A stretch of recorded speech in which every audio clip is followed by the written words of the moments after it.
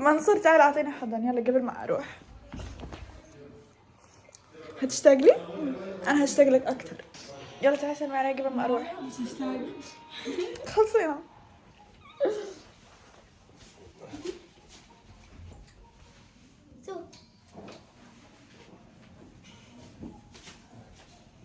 يلا كلها تنشاف. يا بنتي تعيدي، هذا زي أول مرة إليك. مش عارفة يعني شو 6 سنين بسافر بروح وباجي بس دايما نفس الشعور سبحان الله. الحين هذا منظر واحدة رايحة مطارات. مش عارفة كيف بروح المطار وهم مظبطين نفسهم كيف شكلي.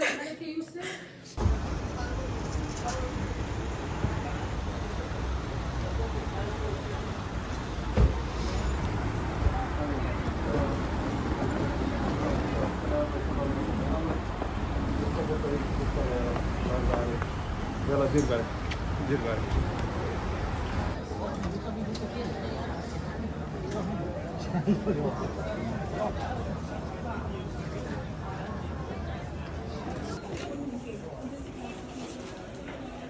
عرفتوا لما دخلت لحد الحين وانا بس قاعدة بمشي بسرعة بسرعة. مطار دبي كتير حلو بس زحمة زي ما انتم عارفين. يا دوب خلصت الحين اجيت اخذ سندويشة معي 5 دقائق واروح على البوردينج 5 دقائق. فالحين بستنى السندويشة تخلص عشان اروح. جبت شوكولاتة دبي لانه اصدقائي اللي بالصين قالوا لي بدون شوكولاتة دبي ما تجيش، فجبت لهم شوكولاتة دبي معي. والحين انا بستنى الكوفي تبعي عشان اروح. عرقت حريت يا الله قديش المطارات بتوتر الواحد. هذا وانا جاي من وقت جاي قبل الوقت كمان. المهم نشوفكم في الصين.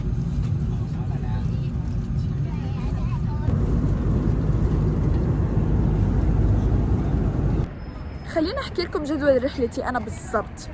انا طلعت من مطار دبي وصلت على الشيان هعمل فيها ترانسفير تقريبا 21 ساعة.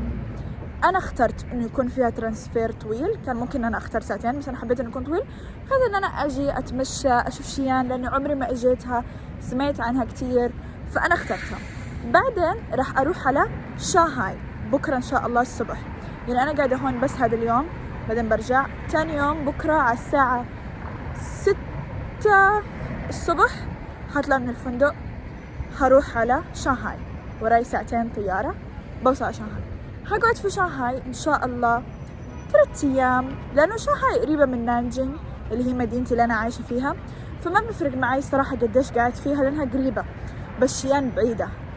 فعشان هيك بعدين من بعد شانغهاي ان شاء الله بنرجع على نانجينغ. فقلت يعني اغير جو شوية عرفتوا.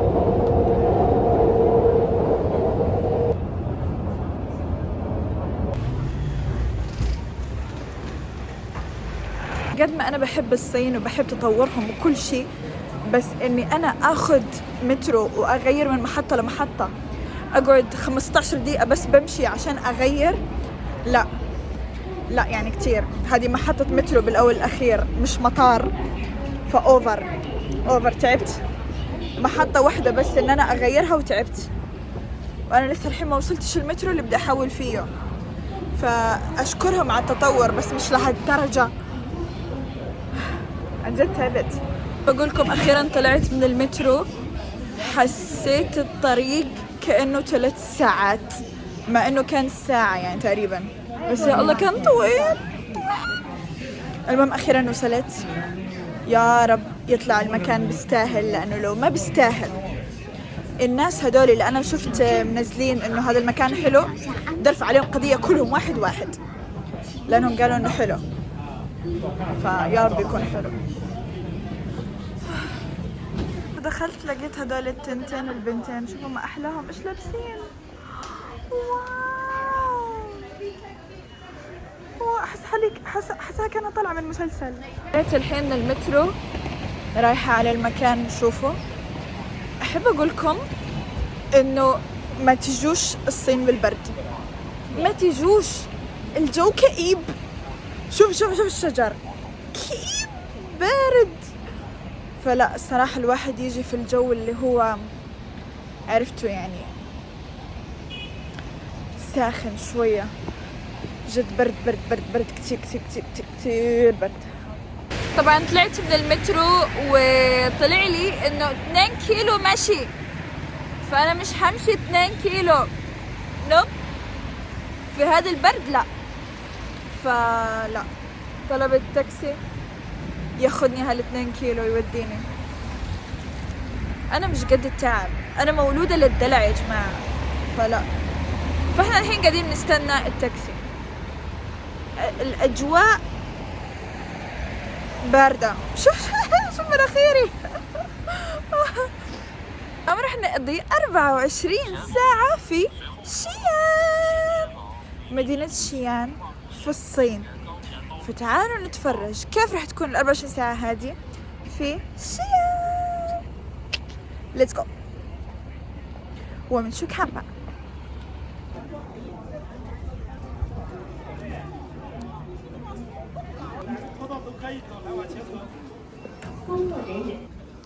واو الله، شوفوا ما أحلى المكان، حبيت المكان. اجيته عشيان هو هذا المكان اللي طاح منه أوزة من السماء. كيف؟ ما أعرف، هيك بتقول الأساطير الصينية. المكان هذا اللي أنا فيه من أقدم المعابد البوذية في الصين، وبناء الصينيين أكثر من 1300 سنة. تخيلوا 1300 سنة. بس هو مش مجرد معبد، في وراه قصة وخلينا أحكي لكم إياها. شفتوا القصة إجت من وين؟ مع راهب شهير اسمه شوانزانغ. وهذا الراهب يا جماعة سافر للهند، تخيلوا، مخصوص عشان يجيب النصوص البوذية الأصلية، تمام؟ وبعدين جاب كمية كتير كبيرة من الكتب. وإيش سوى بعدين؟ عشان يحطها في مكان آمن راحوا فكروا في هذا البرج. تخيلوا هذا البرج عشان يحفظ. ضحكتني هذه اللي تو مشيت من جنبي قالت لي كيف لابسه هذا اللبس مش بردانه. المهم بنى هذا البرج عشان يحفظ الكتب البوذيه تبعتهم. تخيلوا، عشان بس كل هذا عشان يحفظها. اسم هذا المكان يا جماعه اجا من قصه. شو كانت القصه؟ بتقول اساطير انه في 2 كانوا كثير جعانين، اوكي، وشو سووا؟ راحوا دعوا الله وفجاه وزة طاحت من السماء. راحوا اعتبروها ايش؟ اشاره روحيه. وايش سووا؟ سموا المكان هذا كامل بيج وايلد جوس. تخيلوا، وزة البريه الكبير. هذه ترجمته بالعربي، انا ترجمت لكم اياها من الصيني. تخيلوا، قال ايش؟ طاحت وزة من السماء. المهم نكمل معاهم مش مشكله. طبعا هم الحين قاعدين بيصلوا. احلى اشي ان انا داخله بعبايتي. طبعا انا ما ينفع اضحك فما راح اضحك. خليني اورجيكم، شوفوا معي، شوفوا هون، شوفوا قاعدين يصلوا. شوفوا كيف قاعدين بيصلوا. وهون المعبد. طبعا حاطين لكم كيف كل واحد بيصلي. خلينا اورجيكم صلاة زي ما انتم شايفين. حاطر لكم الشكل، هايهم قاعدين بيصلوا له. شوفوا البوذا، شوفوا شكلها. تفرج تفرج تفرج، شوفوا كيف الزخرفة. قالوني ليش اجيتي على هالمكان؟ هحكي لكم. لانه مكان حلو، حلو الواحد يزوره ويتفرج على التاريخ. انا ما دخلني في هذا كامل، انا جاي اتفرج. زي ما انتم شايفين انا لابسه عبايه ولابسه شيله يعني لاني رايحه على شارع المسلمين بعدين. فحلو الواحد يغطي اكثر من جهه، حلو الواحد يجي على مكان زي هيك الصراحه. يعني مكان تاريخي هو المكان اللي يستاهل انه الواحد يزوره.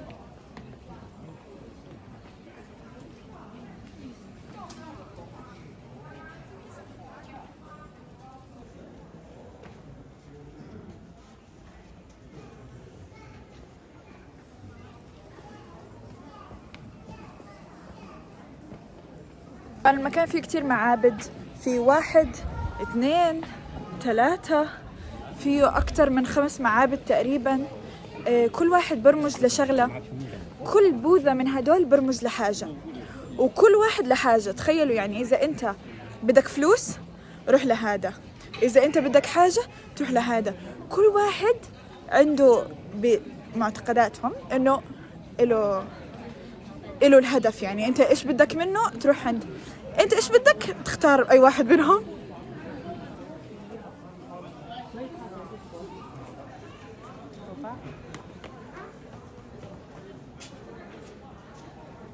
الناس بتكتب، تعالوا نشوف شو الناس كاتبة،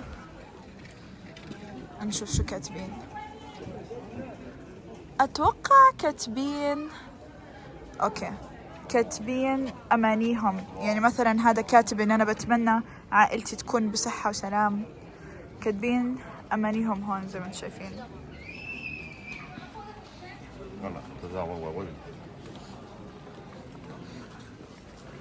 ها هو البرج، هاي واحد تاني. هذا لشو بالضبط؟ هذا اوكي، هذا تبع الورث، هذا تبع الفلوس. فهذا هتلاقوا عليه زحمة لأنه هذا هو اللي بيجيب لهم الفلوس. يعني هذا هو المكتوب، أنا قاعدة بقرأ لكم المكتوب، ما جبتش كلام من عندي. اللي بده حظ كويس وبده يتوفق في حياته المادية فبيجي بيصلي هون. هذا هو المكتوب في قدام المكان. حلو حلو حلو. شو كيف بيصلوا؟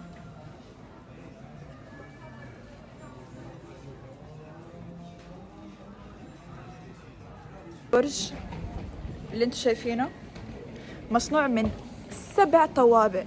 تخيلوا 7 طوابق فيها كتب. كل هذا سووه عشان يحفظوا كتب. يعني ايش الكتب هذه؟ ايش فيه؟ شو ما اكبرها. واو، شوف شوف شوف.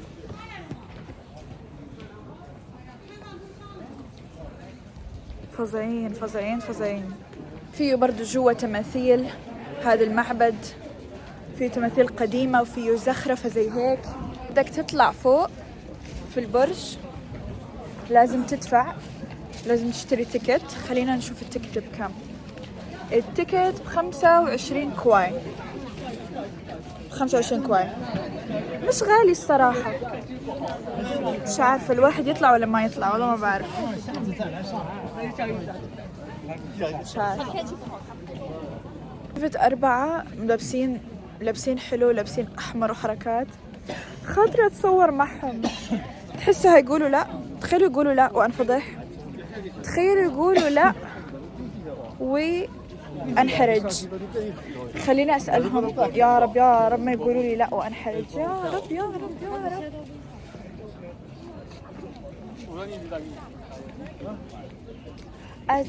我可以跟你们拍照吗？可以吗？跟他们吗？对呀。可以啊，可以，你可以跟他们拍。好，صورت معاهم. والله لو أحرجوني كنت حروح البيت، بس ما أحرجوني. كيوت. شوفوا المكان، شوفوا المكان. حبيت. بيج لايك. حلو المكان. شيان مدينة التاريخ والعراقة في الصين، كانت عاصمة لأكثر من 13 سلالة حاكمة وأشهرها أسرة تانغ. بس أكثر شيء بيميزها هو جيش التراكوتا. الآلاف الجنود مصنوعين من الطين مدفونين مع الإمبراطور الأول للصين من أكثر من 2000 سنة. وإن شاء الله المرة الجاية بنروح على المتحف نورجيكم إياهم. شيان كمان كانت نقطة البداية لطريق الحرير القديم، المكان اللي كانت تلتقي فيه الحضارات والتجارات من الشرق والغرب. واليوم هاي المدينة بتمزج بين الأصالة والحداثة وأحيائها القديمة والجديدة وأسوارها التاريخية وناطحات السحاب والأسواق الحديثة. وطبعا ما ننسى أهم إشي الشارع الإسلامي اللي معروف في مدينة شيان اللي راح تشوفوه في الفيديو الجاي، وهتنصدموا وهيعجبكم كتير كيف تشوفوا المسلمين عايشين في الصين. المدينة هذه مليانة تاريخ وثقافة وحلوة ولازم تزوروها لو اجيتوا الصين. أكثر شيء بضحك إن أنا لابسة عباية وشيلة، يعني اللي هو مبين 1,000,000%. الله شو محلى هالبنت. هاي اللي وراي، هاي هذيك الله. أحلى شيء إن أنا لابسة عباية وشيلة، يعني زي كأني بقول لهم شوفوني ترى أنا مسلمة وجاية أتفرج يعني. فما شاء الله علي. ما بستحيش، بس عادي يعني. ما حدا كلمني وما قالوا لي ممنوع، بالعكس عادي. أصلا ليش يقولوا لي ممنوع؟ زي ما أنا محترمة اللي بيسووه برضه هم محترميني يعني. عادي. شو المكان هذا؟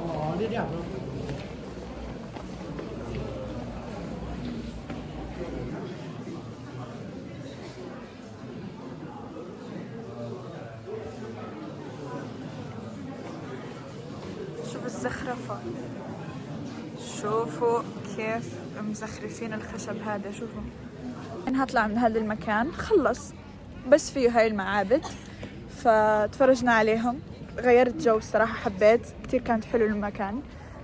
تفرجت يعني على أشياء فحلوة. الحين بدي أروح على شارع المسلمين. شارع المسلمين ببعد عن هون حوالي 20 دقيقة بالسيارة، فبعيد شوية. شارع المسلمين هذا أنا سمعت عنه بس عمري ما رحته، يعني أنا أول مرة أجي على الشيان، فبدي أروح أتفرج عليه خصوصا رمضان، أحس إلا ما يكون في أجواء يعني. وبعدين فيه مسجد، وسمعت إنه مسجد مكتوب فيه القرآن كامل مزخرف، سمعت، فيعتبر من أكبر مساجد الصين، أتوقع حتى أكبر واحد، هتأكد من المعلومة. المهم هنروح هناك نتفرج وبخبركم إن شاء الله كل التفاصيل في بقية الفيديو. أنا جهزت هدية بما إنه رمضان وأنا رايحة شارع المسلمين، فاشتريت تمر وراح أروح على شارع المسلمين هوزع تمر على المسلمين الصينيين. جبت هذا التمر معي مخصوص من الإمارات، فهو الحين معي في الشنطة، وإن شاء الله يعجبهم، إن شاء الله تكون يعني لمسة حلوة. صح نسيت أورجيكم شنطتي. حلوة صح؟ أوكي، نقول مع السلامة لهذا المكان.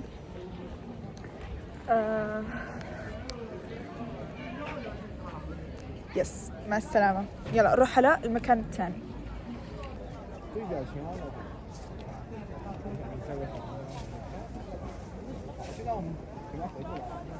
طبعا قبل ما أروح قلت أدخل المول شوية أتدفى، لأنه برد. لازم تعدوا لي كم مرة قلت برد أنا بالفيديو، فلا دخلت المول أتدفى شوية وألاقي شاحن لأنه تليفوني حيفصل.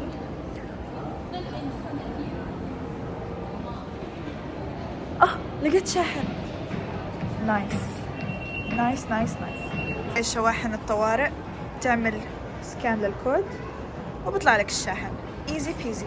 لاحظوا يا جماعة، أنا دخلت على مكانهم وما حدا تعرض لي، ما حدا كلمني، وأنا لابسة عباية ولابسة شيلة.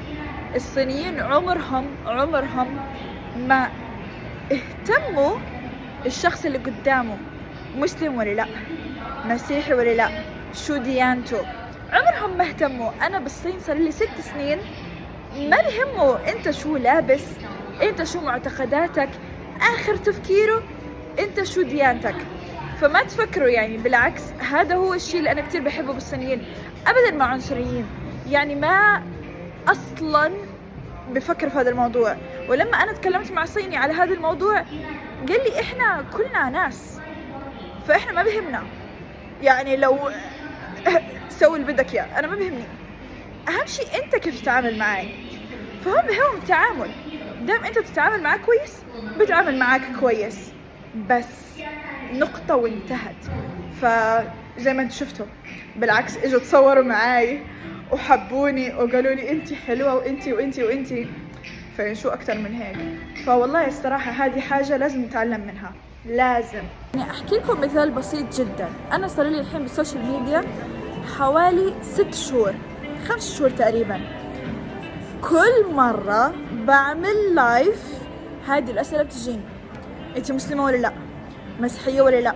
دخلوا في شؤوني، يعني عرفتوا الشؤون الخاصة هذه محوها من راسهم. انت شو دخلك انا ايش؟ انت شو دخلك؟ يعني انت بدك تحكم علي اذا انا قلت لك انا مسلمة او لا، ولا انا مسيحية، ولا انا اي ديانة، ولا انت بدك تحكم علي على هذا الشيء؟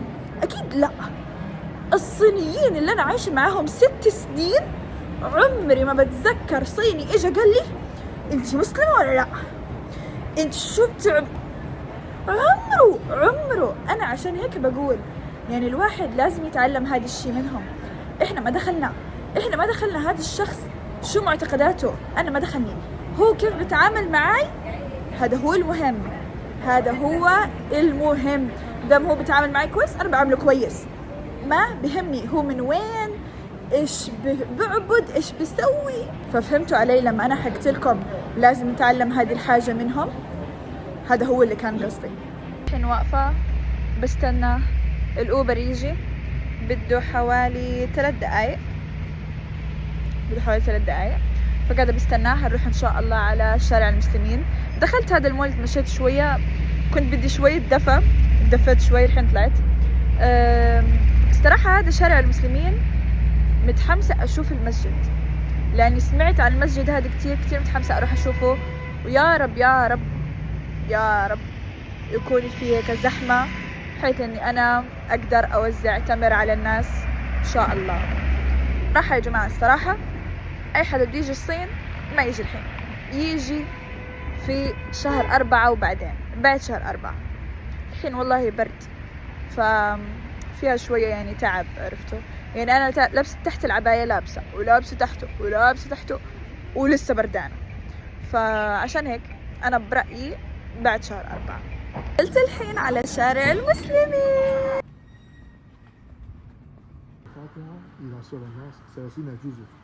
كاملة ما شاء الله ما شاء الله. معي أختي صرنا يعني يمكن بعد شوي بعد الفطور إفطار